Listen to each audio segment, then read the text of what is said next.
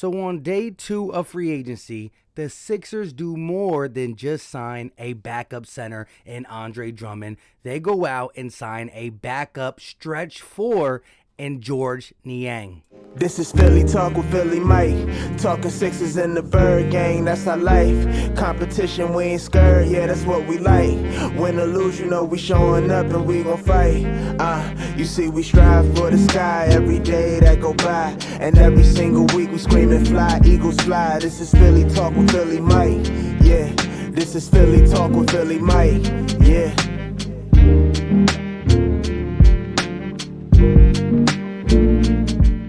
What is going on, everybody? Of course, I go by Philly Mike, and this is the Philly Talk Podcast. Today, we are talking about the second move the Sixers have made to just shore up that bench. We need a stretch 4, and we got one that can shoot the 3-point at a 40% clip. But before we get into the details, if you are new to the channel, hit that subscribe button. If you're old or new, don't forget to turn on post notifications. We'll be covering Eagles, Sixers all year. And be sure to hit that like button. It goes a long way for the channel, and it's greatly appreciated. Also, follow your boy on Twitter. That's where we talk Sixer news behind the YouTube scenes. But let's jump right into it. And the Sixers make their second move. George Niang, a forward who played 4 years for the Utah Jazz, is now a member of the Philadelphia 76ers. 2-year deal, $6.7 million. It's right around, the cheap deal we've been looking for to get a guy to come off the bench and make threes. We did sign Korkmaz to a 3-year deal, which I talked about that in the Andre Drummond video.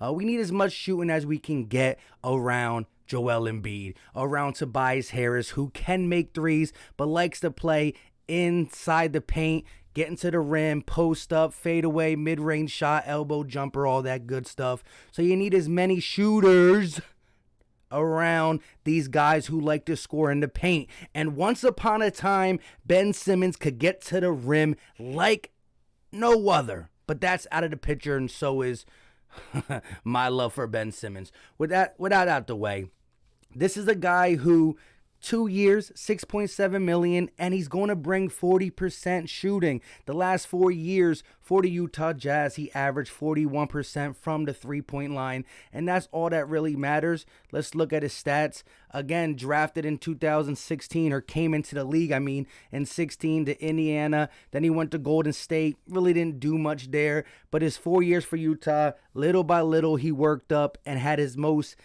consistent year in 2020. Played 72 games out of 72.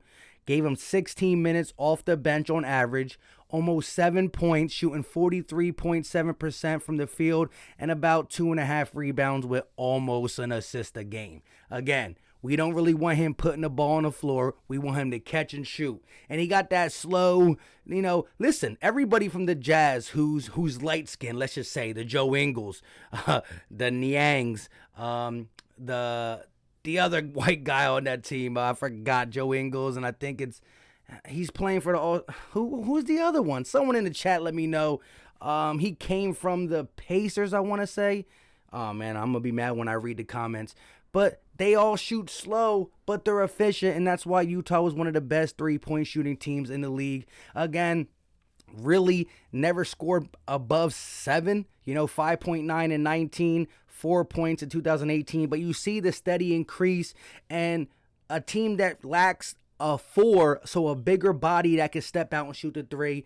He could come in and have his best season of his career with the Sixers. That's not saying the Sixers don't have talent. He can come in and automatically start, but we got Tyrese Maxey who's going to play big minutes. Shake might be a part of the rotation still, Furcon, but these are the number 2s and 3s. This is a 4. This is a guy who can replace Mike Scott.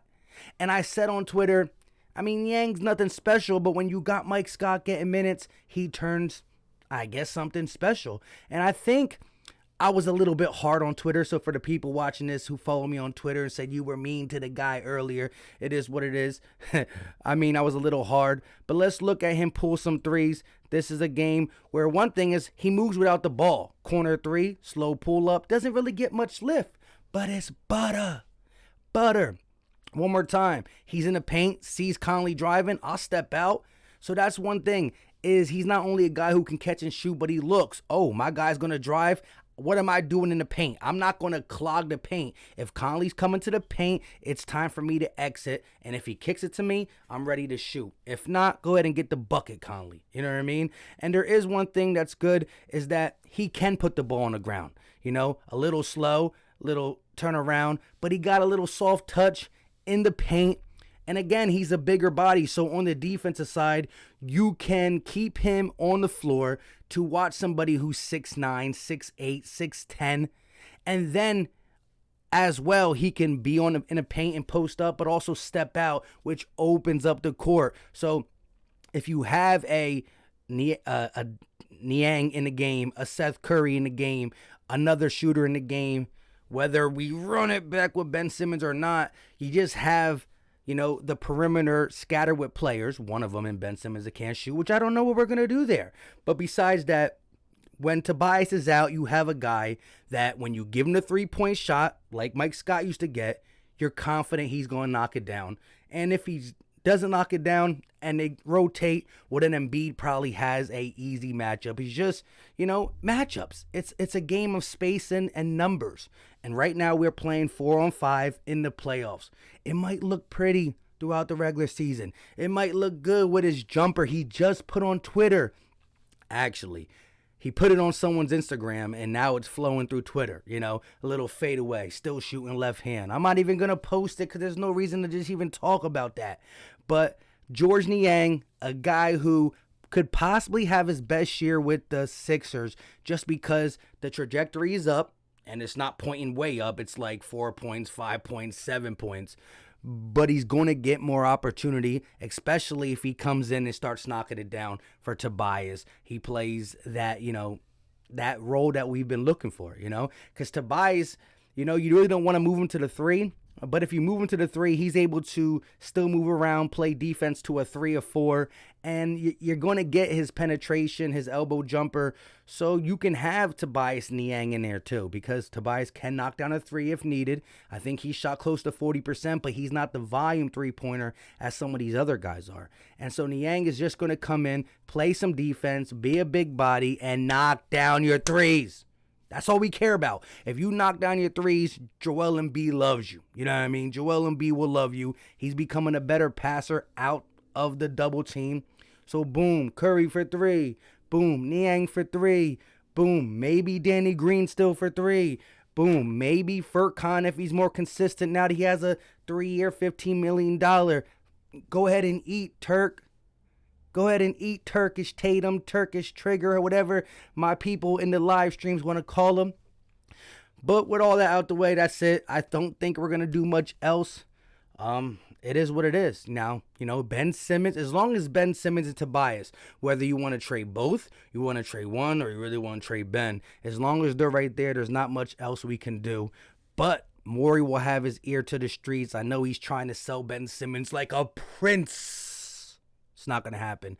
But until next time, leave all your thoughts in the comment section. How do you feel about Georges Niang? Bang! That's going to be pretty cool. I'm going to be like, Niang for 3. Bang! I guess. But until next time, y'all know what time it is. We out.